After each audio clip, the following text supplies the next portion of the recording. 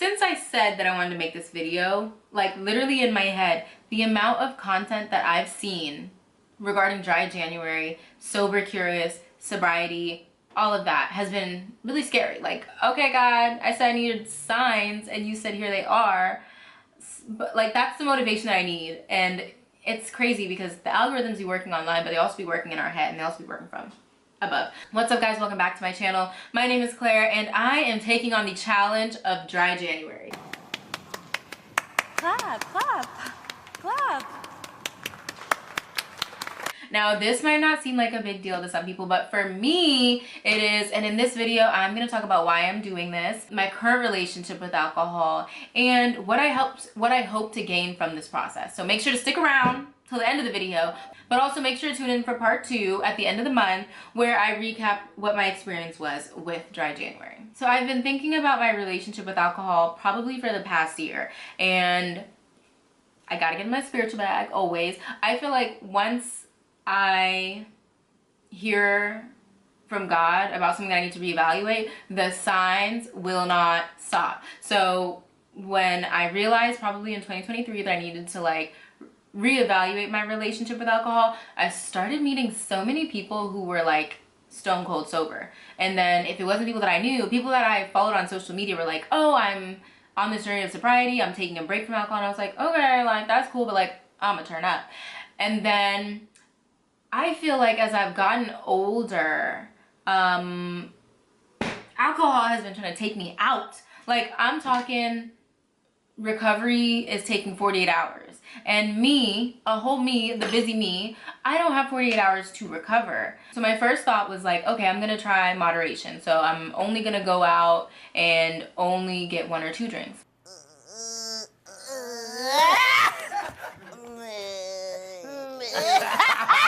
But like, for me, I like to have fun. And so I think my self-control hasn't necessarily been there. And then I was like, okay, I need to save money. So then I was like, okay, well, I'm not gonna spend money on alcohol. But then it's like I'm getting invited to these amazing events where it's like open bar, open food, like then I'm drinking and I'm not even spending money. Like, why wouldn't I? And then I was like, I'm only gonna drink on the weekends. Because one thing that I am really proud of during COVID, as we all, you know, during the pandemic, I feel like there was a time when we always had a bottle of wine in the house when I lived with my best friends. And then at some point I was like, well, this is not practical for me. Like, I don't like how I feel in the morning. So I feel very happy to say like I am 100% a social drinker. Like, I'm not at home drinking a bottle of wine. But it was very much so like with my social calendar, I'm going out to these events, I'm saying I'm gonna save money, but then the alcohol, the drinks are free. Why wouldn't I drink? Anything that you can't say no to is in control of your life. And I know for me, that's like food, that's drinks, that's really anything that's free. I like to overindulge. I give myself credit because I used to smoke a lot of Mary Jane, and it was never a problem. Like, I was always on top of my game. One thing about me, regardless, I'm gonna get what needs to get done.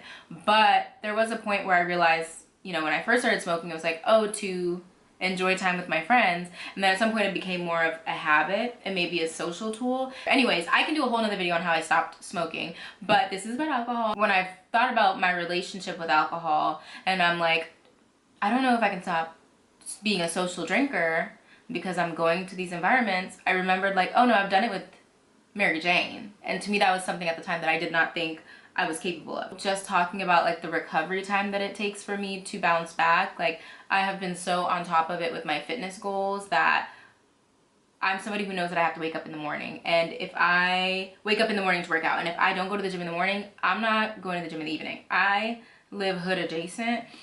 I'm not walking over to that side after dark. Also, just using it as a social crutch allows for a lot of interactions, a lot of drunk texts, a lot of maybe regretful moments where I wake up the next day and realize like, okay, I need to do all that. Or that wouldn't have happened had there not been substances. Hello!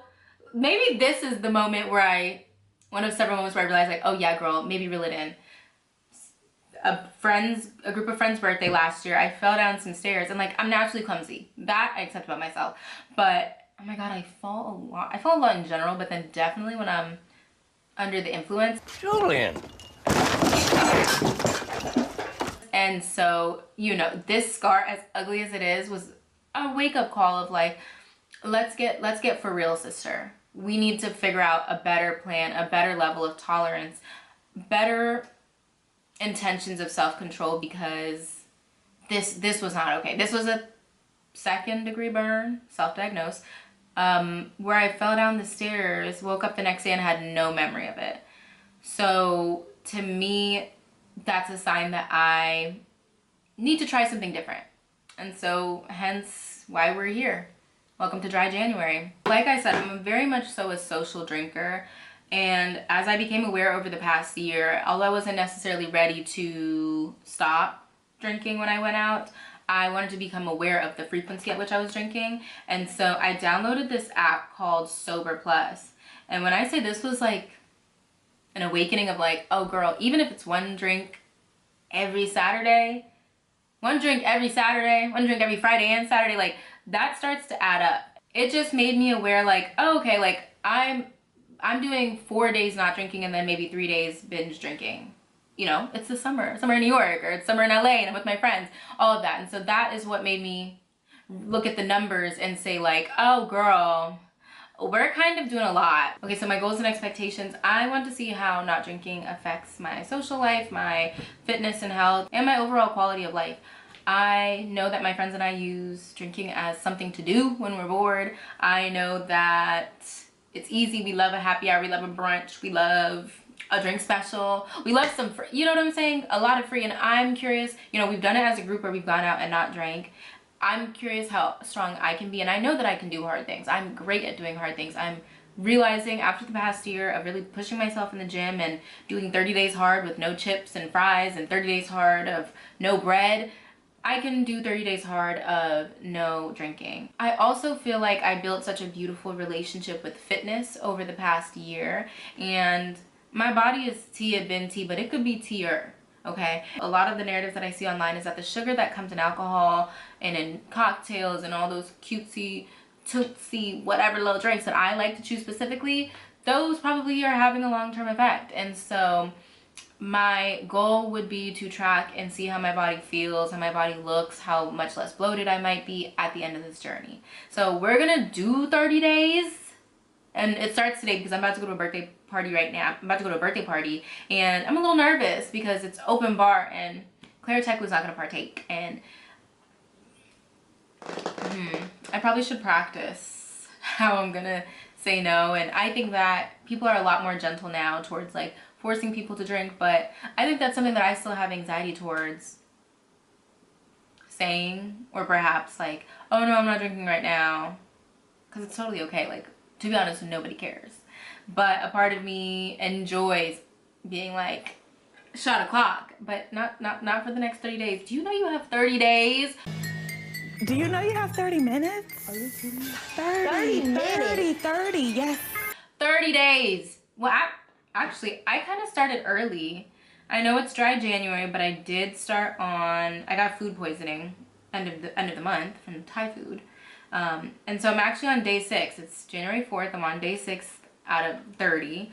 And I'm gonna do this. If you've ever done dry January, please send me tips, tricks, supports, mocktails, anything that has helped you, even if it's books, if it's podcasts, just anything that's like kept you motivated. Because with somebody like me who has like a very high social calendar, going out can be a challenge because I anticipate the drinks is flowing, the people are glowing, and I'm trying to be showing that I'm having fun, and I'm gonna have fun. I'm really curious to explore what fun looks like when I'm not #young, turnt, and lit, because I'm gonna be young and turnt, but maybe just not as lit.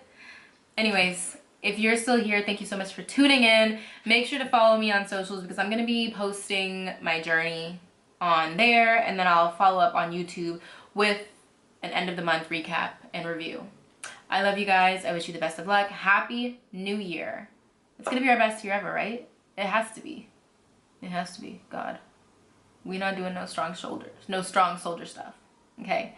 We're on the relaxed soldier track. I'm done. Take me off. Take me off. Cut the show. I'm Can done. you make that commitment for him? No. Can you make that No, commitment? I don't want it. We're doing things as they are. Okay, I love you guys. Mwah. Peace out. Bye.